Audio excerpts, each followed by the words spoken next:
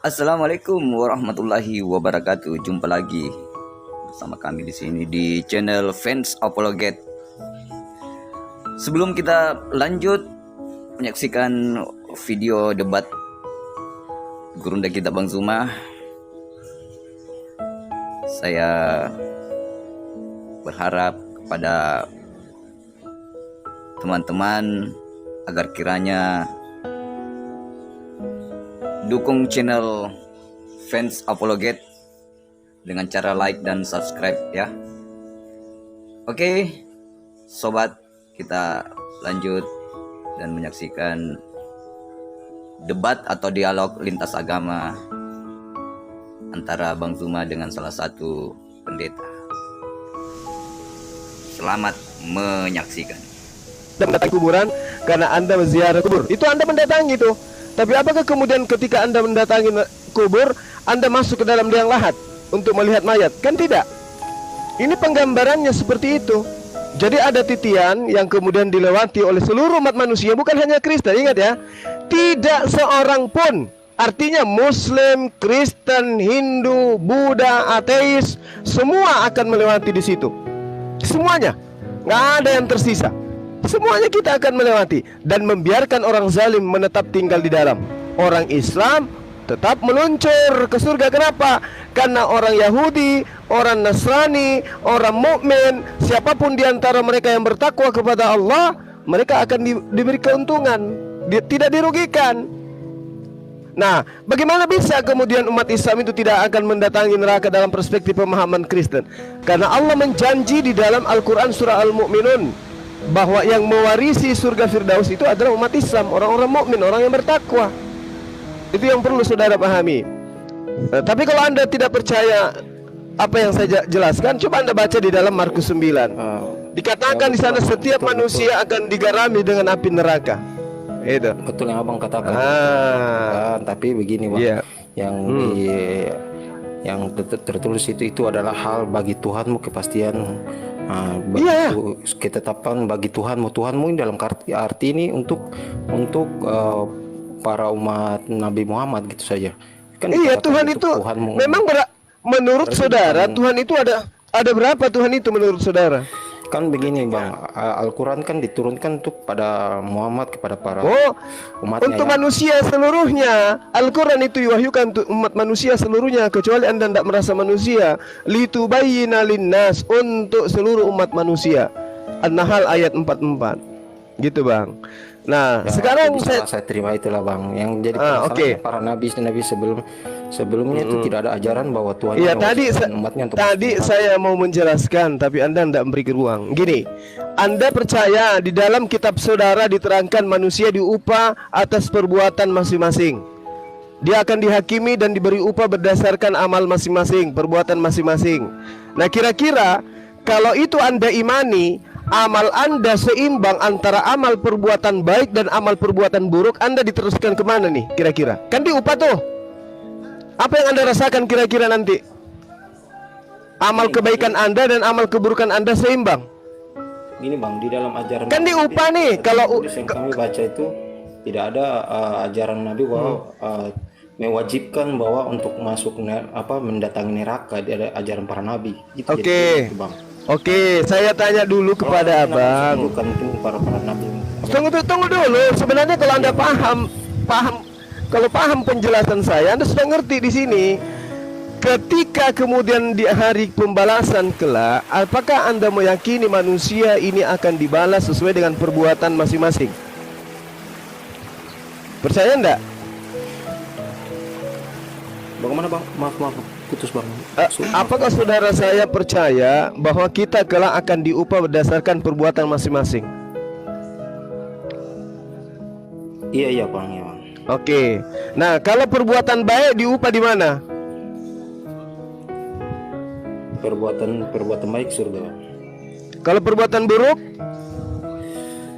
Neraka. Bagaimana kalau perbuatan Anda seimbang antara perbuatan baik Anda dan perbuatan buruk Anda? Anda kemana? Justru itu kalau di kami itu kami memerlukan Tuhan yang untuk menolong kami. Kalau itu di ajaran kami ya. Oke gitu. Jadi Jadi maksudnya perbuatan buruk Anda itu diambil sama Tuhan, ditanggung, dihapuskan gitu. Iya. Jadi kalau misal Karena gini bang, Oke, sabar. Sudah semakin melebar nih. Oke. Tadi kan itu intinya, tadi kan saya tanyakan saja. Coba abang mungkin tunjukkan ajaran para nabi sebelumnya juga yang mengatakan bahwa Tuhan mewajibkan ketetapan Tuhan harus masuk neraka. Gitu bang. Kan jelas tuh bang, di dalam Mazmur itu, sebelum di kita Al-Quran itu Tuhan Rabbul Alamin, Tuhan semesta alam. Di mereka itu Tuhan Rabbul Bani Israel, Tuhan semesta Bani Israel, itu bedanya. Jadi gini bang, Mazmur 62:12, Amsal 24:12, Yesaya 3 nomor 10, Yeremia 17 nomor 10, Yeremia 32, Yeskel 7 nomor 27. Di situ jelas sekali manusia diupah berdasarkan perbuatan masing-masing. Malah Tuhan mengganjar manusia sesuai perbuatannya dan membuat setiap orang mengalami sesuai dengan kelakuannya. Ayub 34 nomor 11. Jadi kalau seimbang perbuatan Anda, jelas sekali Anda sudah mengakui bahwa orang akan diupah berdasarkan perbuatan masing-masing. Kenapa kemudian Anda menisbahkan perbuatan Anda kepada oknum lain, kepada Tuhan? Oke, baik. Abang tadi sudah mengakui perbuatan baik larinya ke surga, perbuatan buruk larinya ke neraka. Kalau perbuatannya seimbang, Anda bingung, lantas mengambil anaknya Maria sebagai tameng penebus. Betul? Sedangkan Ayub 34 nomor 11 mengatakan gini, Tuhan mengganjar manusia sesuai dengan perbuatannya masing-masing dan membuat setiap orang mengalami sesuai kelakuannya masing-masing. Kenapa kemudian perbuatan betul yang mengatakan betul. Nah, perbuatan dosa Anda kan juru selamat. Berarti perbuatan Anda dirasakan oleh juru selamat Anda gitu. Di kosakata saja mengatakan bahwa juru selamat, berarti penyelamat. Berarti perbuatan buruk Anda ditanggung. Berarti perbuatan buruk Anda ditanggung sama orang lain. Ya enak dong ditanggung.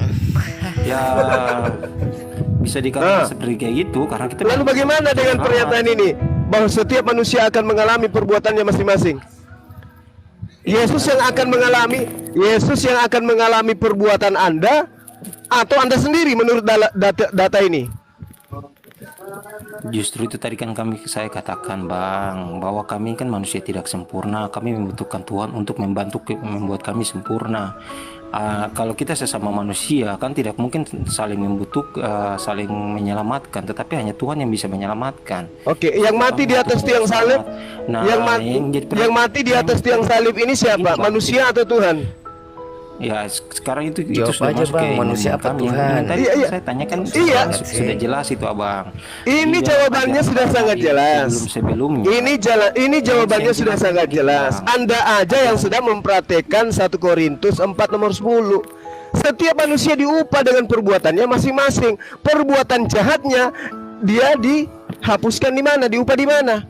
Di neraka. Meskipun tidak ada pernyataan bahwa orang akan dimasukkan ke neraka terlebih dahulu, tapi dengan adanya data-data yang saya katakan, Ayub 34 nomor 11, Mazmur 62 nomor 12, Amsal 24 nomor 11, Anda harusnya sudah paham itu, bahwa perbuatan buruk itu akan dicuci di neraka, perbuatan baik akan diberikan upahnya di surga. Nah, bagaimana dengan orang-orang yang ada perbuatan buruknya, ada perbuatan baik? Yang masalahnya itu tentang konsep tadi abang katakan pencuciannya di surga itu, kaki kiri di surga, kaki kanan di neraka, gitu kali ya bang. Tidak diajarkan nabi-nabi sebelumnya. Oke, semua tidak. Baik. Nah, baik. Bagaimana dengan perbuatan orang-orang yang belum mendapatkan Yesus hidup? Zaman Ayub, orang yang imbang amalan baiknya dan amalan buruknya. Dia tidak percaya kepada anak Maria, dia tidak percaya kepada ajaran Kristen bahwa Yesus datang menebus dosa mereka. Bagaimana dengan perbuatan baik dan perbuatan buruk mereka? Sebelum mereka sebelum zaman Yesus itu kan mereka mengenal dengan Yahweh, Allah Israel. Iya, justru Elohim, Yahweh, diutus oleh para nabi. Mereka dapatkan keselamatan. Dengan cara apa? Dengan percaya kepada Tuhan ya Elohim itu sendiri. Iya, mereka sudah percaya. Bung, mereka sudah percaya. Orang-orang Yahudi juga percaya kepada Tuhan yang benar, tapi mereka masih melakukan dosa. Nah, yang saya pertanyakan ini, dosa mereka ini gimana dihapuskan? Sementara Yesus belum ada. Mereka diupah dengan cara apa? Karena dikatakan dalam Ayub 34 nomor 11, mereka akan diupah sesuai dengan perbuatan masing-masing. Mereka akan merasakan sesuai dengan perlakuan mereka masing-masing. Mereka punya dosa, mereka harus merasakan akibat dosa itu. Dengan cara apa mereka merasakan akibat dosa itu? Dengan cara apa? Percaya kepada Yahweh, semua itu kan Yahweh. Loh, Anda yakin bahwa orang-orang yang percaya kepada Yesus tidak lagi melakukan dosa gitu? Ya, kalau orang yang percaya kepada Yesus lalu melakukan dosa, itu adalah orang betul-betul yang tidak meladani Nah, sekarang Yesus. Oke. Nah, sekarang bagaimana dengan mereka Kristen yang hidup penuh dosa? Itu berarti dia tidak menjadikan Yesus sebagai teladan hidup. Nah, sekarang kalau misalnya mereka percaya bahwa Yesus itu sebagai penebus dosanya, tapi mereka juga masih tetap melakukan dosa, seperti apa upahnya? Surga gitu. Misalnya Anda percaya kepada Yesus sebagai Tuhan Juru Selamat Anda, tapi Anda memperkosa orang lain. Orang yang Anda perkosa itu Anda bunuh, tapi Anda percaya bahwa Yesus itu adalah Tuhan yang menyelamatkan Anda. Dosa tidak begitu Bang. Apabila percaya kepada Yesus, berarti dosa Anda masih ada. Orang kalau orang yang percaya kepada Yesus, orang akan meneladani Yesus, dia akan hidup dalam Yesus dan akan hidup baik. Bagaimana mata Anda dan telinga? Kalau orang yang mengenal Yesus, orang yang sudah mengenal Yesus tetapi mau hidup dalam dosa, tetap akan masuk neraka. Itu masuk ke dalam neraka. Jadi upahnya karena dia percaya. Abang katakan bahwa tidak. Iya. Bahwa sekarang gini, orang yang tadi Nah, lalu bagaimana dengan perbuatan baiknya? Nggak diupah. Nggak diupah. Kan dia melakukan dosa, memperkosa, lalu kemudian mati, masuk neraka. Lalu perbuatan baiknya? Bang Juma, kami nyimak aja ya sambil ngopi campur masako. Itu kan makanya saya tadi kan bilang kan Abang, bahwa kalau orang yang hidup dalam Yesus tidak mungkin dia akan melakukan dosa, tetapi kalau orang yang tidak hidup, itu teori belum ada kita dengar bahwa ada gereja yang lolos dari perbuatan dosa. Betapa banyak pendeta-pendeta yang melakukan pencabulan dan maksiat dan lain-lain. Nah, sekarang membawa framing ke situ Bang, tapi Abang kalau membawa framing ke situ salah. Ini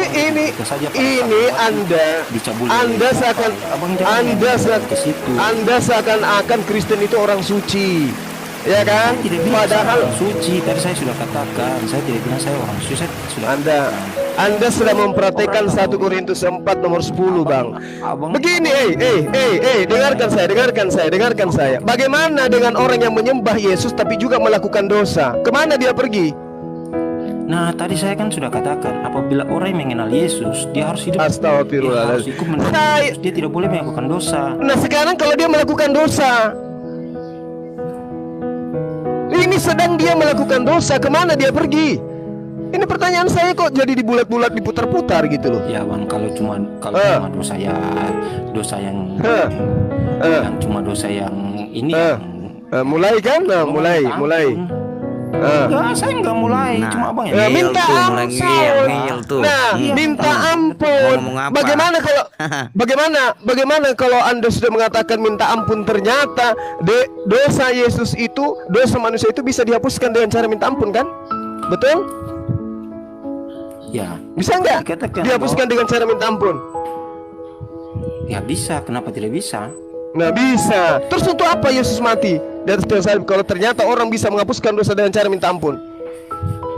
Yesus mati itu bukan untuk menghapus dosa perbuatan yang ini, tapi itu menghapus dosa ketetapan dosa. Dosa apa lagi? Yang akhirnya dosa apa lagi? Dosa apa? Ketetapan dosa pada zaman Adam. Kita sudah melebar. Kan itu fitnah. Anda sedang memfitnah. Iya, karena Anda yang menyembunyikan pembahasan ini menjadi luas. Saya tanya sama Anda, orang Kristen mati dalam keadaan menyembah Yesus, tapi mereka punya dosa. Itu diupah apa mereka itu? Anda akan mengatakan lagi, surga. Terus karena satu-satunya yang di dunia ini mungkin yang terus dosanya sejarah dalam sejarah histori. Terus dosanya hanya Yesus saja masuk surga. Terus dosanya yang mencabuli orang lain misalnya diapakan?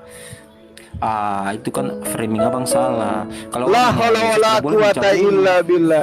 Kalau orang mengenal itu Yesus tidak boleh mencabuli mabuk orang ini. lain gitu bang. Kamu itu mabok. Ini yang saya mabuk. ini yang dengarkan Abang saya. tadi framing salah Astaga. bang. Ya udah kau bicara lah dulu. Di situ bang. Kau bicara dulu, kau ajaran bicara para dulu. nabi. Susah Bang. kalau bicara sama Ini, orang Bang, yang intinya praktekkan gini, Bang. 1 Korintus.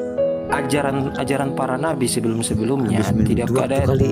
menyatakan bahwa perintah Tuhan bahwa mewajibkan untuk umat-umatnya masuk neraka gitu bang. Hanya cuma satu nabi, itu Nabi Muhammad saja yang datang dari belakang lalu mewajibkan Tuhan umatnya masuk neraka gitu bang. Sekarang begini saya tanya samamu. Kalau dosa dan amalmu itu seimbang 50-50, kamu kemana? Gini, abang memberikan pertanyaan tapi abang tidak bisa, kita mengukur untuk dosa, kita tidak bisa mengukur bang. Abang memberikan pertanyaan 50-50, bagaimana kita mau mengukur dosa gitu bang? Kan ada penghakiman Tuyul. Kau kan dihakimi nanti. Ternyata hasil penghakimannya dosamu 50-50. Nah kamu kemana? Wah, abang memberi pertanyaannya saja salah. Bagaimana abang bisa tahu bahwa dosa 50-50 dari mana abang bisa?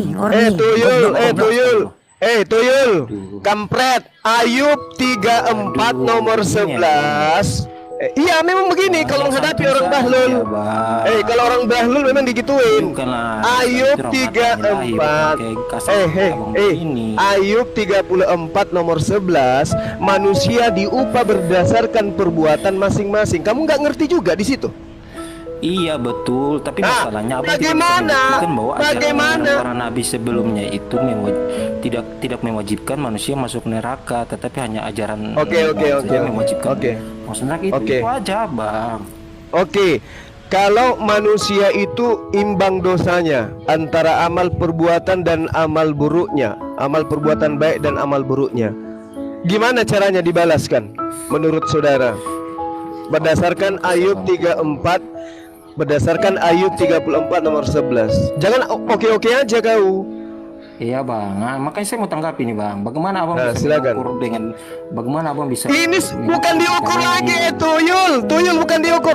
Ini sudah diukur dan ditemukan ada orang yang amal perbuatan dan amal perbuatan buruknya dan amal perbuatan baiknya seimbang. Iya, gimana pertanyaan begitu? Bagaimana abang menunjukkan menimbang itu dengan pertanyaan begitu? Abang menunjukkan menimbang dosanya sekian berapa persen dengan cara apa? Bang? Kalau ada yang seimbang amal perbuatan buruk dan baiknya itu gimana solusinya? Itu kan baru kalau.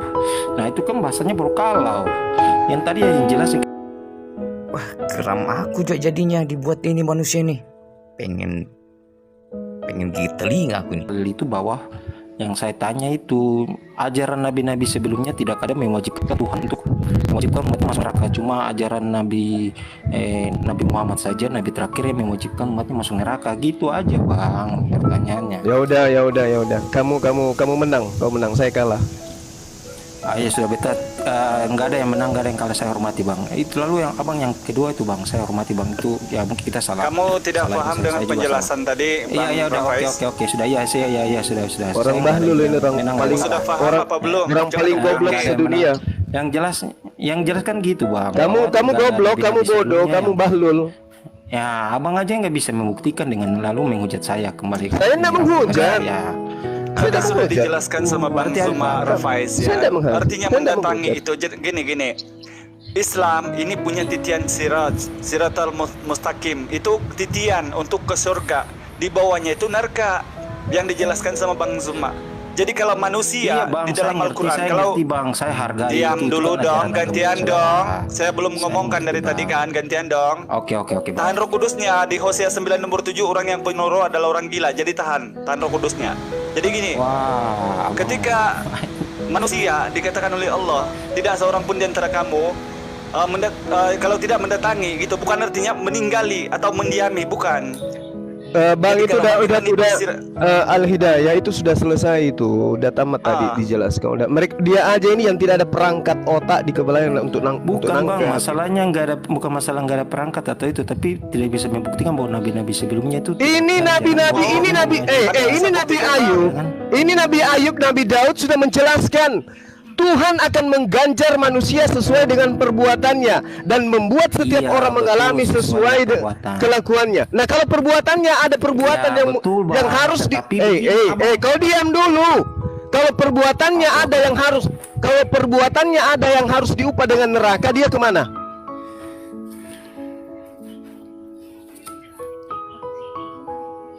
Sudah, Bang. Kalau perbuatannya ada yang mengharuskan dia diganjar dengan neraka, dia kemana? Ya, dia harus membutuhkan juru selamat.